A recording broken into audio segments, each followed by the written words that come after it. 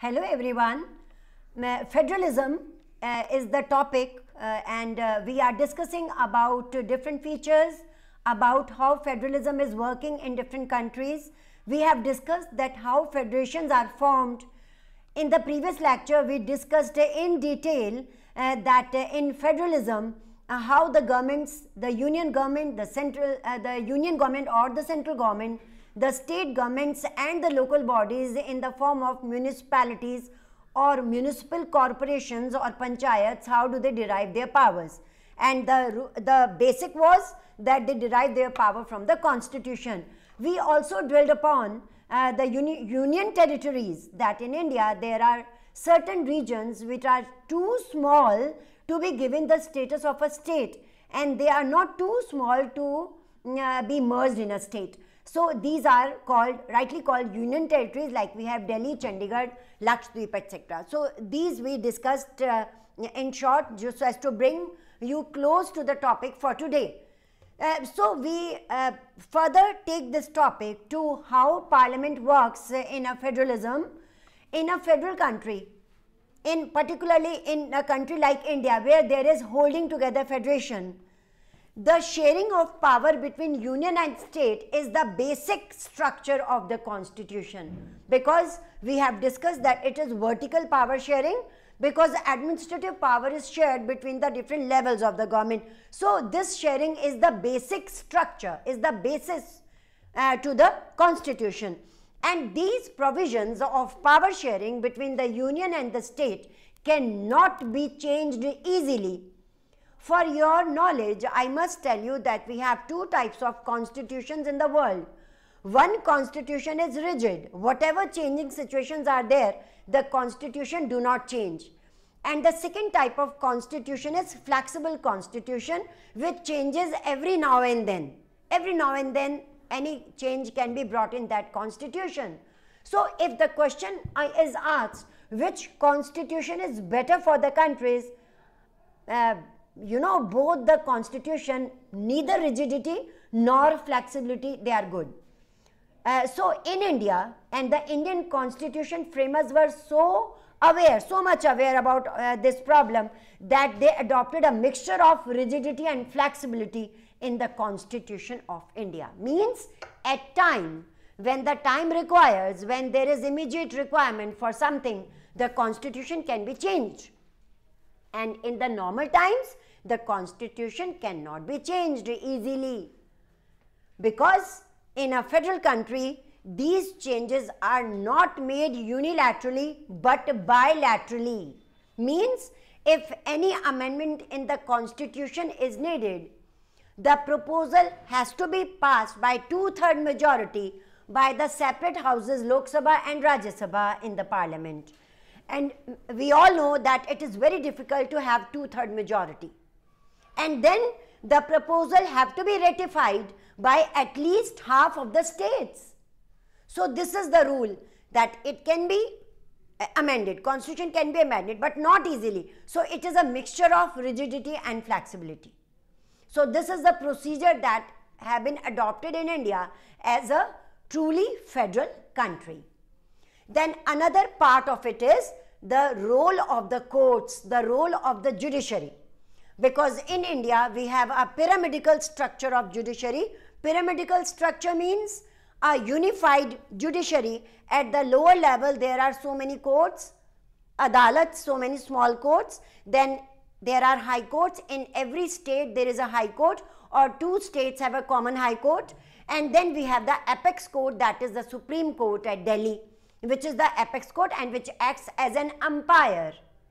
So although in the Constitution of India, all the provisions have been made so that there is mutual trust and agreement to live together between the union and the states, and there are no chances of conflicts or any difference between the union and the state government, but even then, after all, the governments are run by the human beings, by the people, and sometimes or very often some conflicts occur between the center or state, between at one place there is center, at the other end there are so many states, or between states to states. So any type of conflict on electricity supply, conflict on water supply, and so many other things are there. So if conflict arises, there are high courts to solve these conflicts, and finally there is a Supreme Court, which I told you that it is an apex court and acts as an umpire, and the final decision is done by Supreme Court.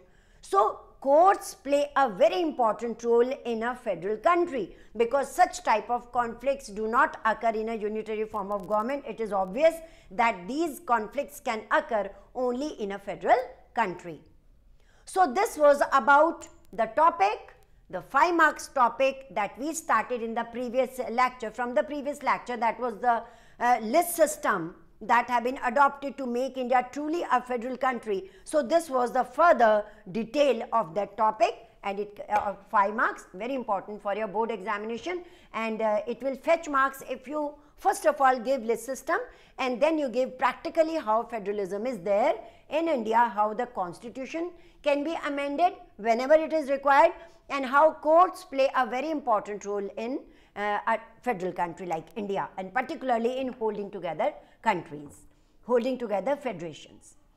We quickly switch over to the next topic for today, and that is how is federalism practiced in India. Because theoretically, so many things have been written for the federal countries, for a federation, so many things theoretically, it should do all these things, it should share power and all.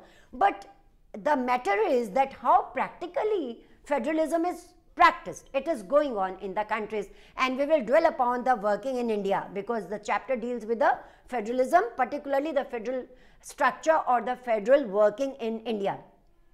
So if you compare the map of India of 1947 and the map of today's map, there are so many differences in both the maps.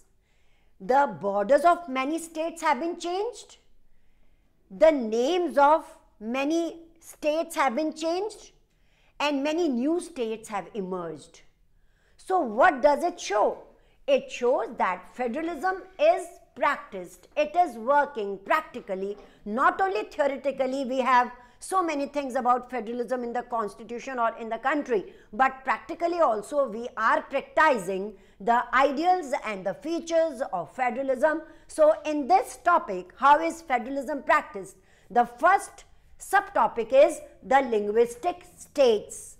The question is, what do you mean by linguistic states? And the simple answer is linguistic states means the states which are based on the people. They are organized in the way that people speaking the same language must reside in the same territory or in the same state. Same language, common language spoken by the people, they must reside in a state. After independence, when the demand for linguistic states was raised by the people, our nationalist leaders were afraid. They had a fear that if they form linguistic states, if they accept the demands of the people, it would disunite the country.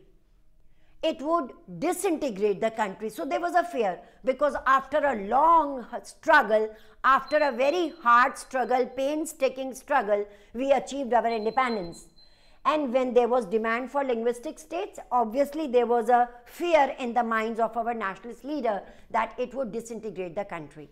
So gradually government accepted the demands of the people one by one, and gradually the linguistic states came up. And after some time, the government realized that actually the linguistic states have proved very fruitful. They have been very beneficial for the country, because when the states are formed on the basis of people speaking the same language, it has made the work of the state very smooth, very efficient, and actually it has made the country more united and more integrated. Because when people, they are speaking the same language, their culture is same, and they reside over there, there is no rivalry, there is no quarrel between them, and moreover the efficient administration, the efficient working of the administrative work is there. So many states were created on the basis of language. Then some states also came up on the basis of culture. Nagaland, Tripura, Mizoram came up on the basis of ethnicity, on the basis of culture. People having the same culture should reside in the same state. So like this, linguistic states came up. This was a practice. This was a practical in federalism. I told you that as in science we have practical labs, but in social science, in history, etc., in political science, etc., the whole world is a lab and experiments are made. So this experiment proved to be very fruitful, that is in the form of the linguistic states. Tomorrow we will dwell upon the second part of it, the second subheading of it, that is the language policy adopted by the constitution framers in India, that how in the framing of language policy in the country, our constitution makers showed a very liberal approach, and that made the country very united, and we were able to avoid the situation like Sri Lanka finds itself in. Till then, it's a very good bye from me. Prepare your notes and wait for a new lecture with new topics. Thank you.